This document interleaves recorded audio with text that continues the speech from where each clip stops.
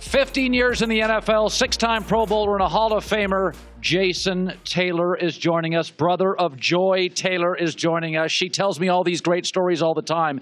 You did not have, or maybe you did have, the typical route to the NFL. You had a lot of doubters, a lot of questions. People said no.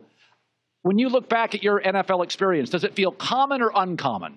I feel like it was uncommon. I mean, I was doubted, undersized. You know, back when I came out in '97, I'm going to date myself a little bit here.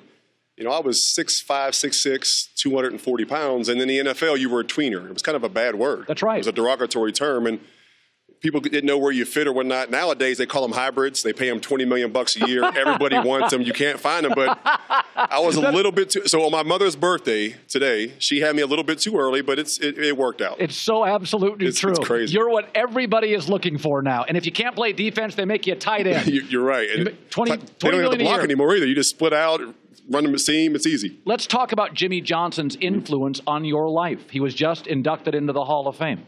Yeah, Jimmy means everything to me. I mean, he's a guy that took a chance on a 240-pounder playing defensive end. He was very confident and put me in this situation and said, listen, don't worry about learning football right now. Just go find the football and go do it. So I think the belief that he put in me and the confidence he instilled in me gave me an opportunity to just run around, and I learned the game as I went. But, you know, the way he thinks, he's a philosophy major.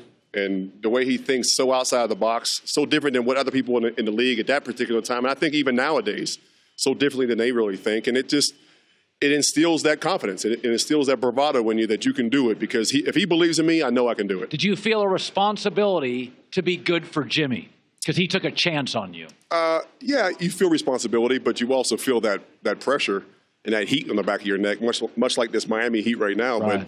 But, Jimmy was demanding. And he worked the heck out of you. He pushed you.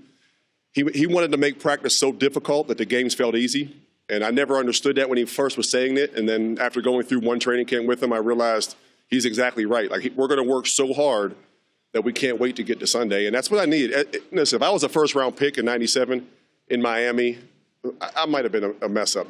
Down here on the beach, getting in trouble, who knows what. But coming in as a third-round pick, having a huge chip on my shoulder, having a coach that believed in me and made me push and grind, I mean, I think is really what made me a pretty good player. What's it like to play in Miami?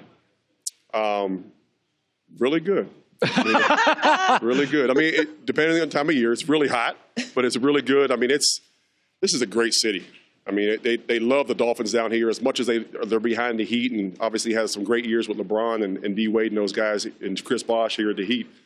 This is a football town that's thirsty for a championship. Unfortunately, we didn't get a chance to win one, but the culture is amazing here. It's a melting pot. And there's a lot of places like this around the country, but I think Miami is so unique in that it's such a vacation spot, destination for people.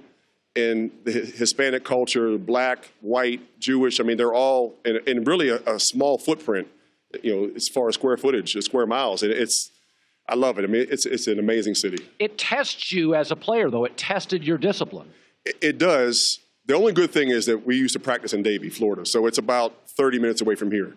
So I lived about 10 minutes from the facility, and the beach was about a half hour away. So it's close enough you can get to it, but far enough away that you still, at 4:30 in the morning, I got to leave because I have to be at practice by 6. Like, it still gets you out of here. I know it sounds crazy leaving at 4:30, but it's far enough away, and I had great veterans around me, guys like Trace Armstrong and Tim Bowens and Zach Thomas, so many guys that did it the right way, that kind of showed you the route to go, that kept you out of trouble a little bit.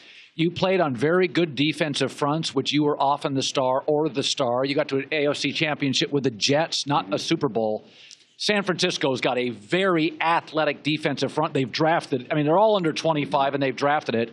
When you feel like you went into games knowing I'm better than the offensive tackle I line up against, San Francisco gets into several games like that.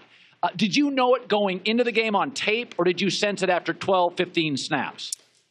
Both, really. You kind of, going in, I think we match up well. If we can get certain things to happen throughout the course of the game and get a lead, maybe a two-possession lead, I know I'll dominate the guy across from me. You can tell on film.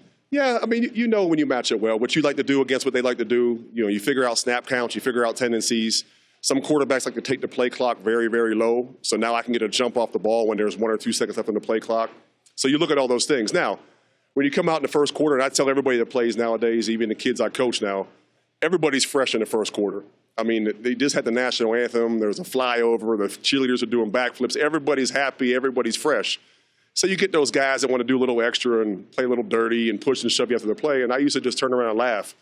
Say, you're fresh now, but I'm going to see you in about an hour and a half when that sun's been on your neck for 2 hours, and then I know I'm going to get you. By the way, I saw the Steelers throwing up a couple years ago. Mike Tomlin brought a team down here. Yep. Could you see teams in Miami wilt? You saw them wilt. Absolutely. And we would sit in the sideline and laugh about it. Now, remember, my first 8 years, especially under Jimmy Johnson and Dave Weinstein, we had no indoor facility.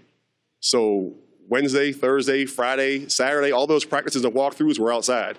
So we were always in the elements. We always had to deal with it. So we were hell on wheels in September and October. Now, November, December came around, and those miles started adding up a little bit, and we sometimes ran out of gas. But, yeah, you could see those guys melting. We had guys, offensive linemen, come back on the field for a new series, still have an ice towel around their neck, try to tuck in their shoulder pads, and the refs would run over and make them pull it out. And as soon as you see that, I mean, it's like a single foul line trying to line up and play against that guy because you know I got one now. You're a coach now. What have you taken from Jimmy Johnson to be a great high school coach? Is there a message or something you learned from Jimmy? Yeah, I think the work ethic. There's a few coaches I take things from. Probably, Jimmy Johnson, Nick Saban, a guy I played for a couple of years, and obviously his resume speaks for himself, a guy I love dearly. Kirby Smart. There's a bunch of guys that I played for, Rex Ryan. But, Jimmy was a stickler for details.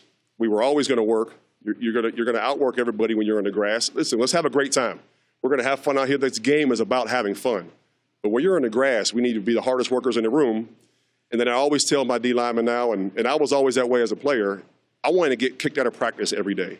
I want to ruin every drill to the point where Dan Marino's yelling at me, Jimmy Johnson or Nick Saban or whoever it is kicks us out of practice because they can't get anything done because the D-line's being a pain in the butt. And when you do that enough, then Sunday comes easy and you just go out and do your thing. Was he a good brother, Joy?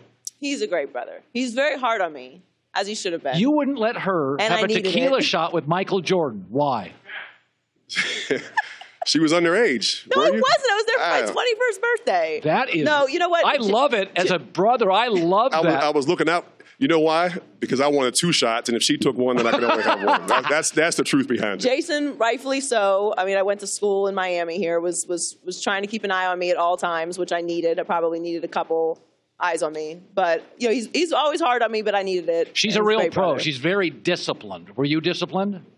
Who's disciplined? She's very disciplined as a worker. Oh, yeah, no, she'll work. Yeah, she's a worker. What's the qualifier there? I mean, I just didn't. I never, you say Joy Taylor, the first 10 things that come to mind may not be disciplined. But we haven't worked together. I see her in a different light. I've seen her in her worst of times and when she's not working. But no, she's worked her butt off. I mean, the route she took to get to where she is, from being an intern and assistant producer, I don't even know all the titles she had, but she's getting up at 4:35 in the morning. She earned it. And we're finally at the point now that if we go to dinner, she can pay for it. There we go. Not this weekend, but yes. Sometimes. Jason Taylor and Joy Taylor, thank you so much, Jace. The Hall of Famer. Great seeing you. Happy birthday. Hi, everybody. Thanks for watching. Subscribe here to get the latest from the show. Also, be sure to check out more of the best clips from The Herd or go watch a few segments from other shows on FS1.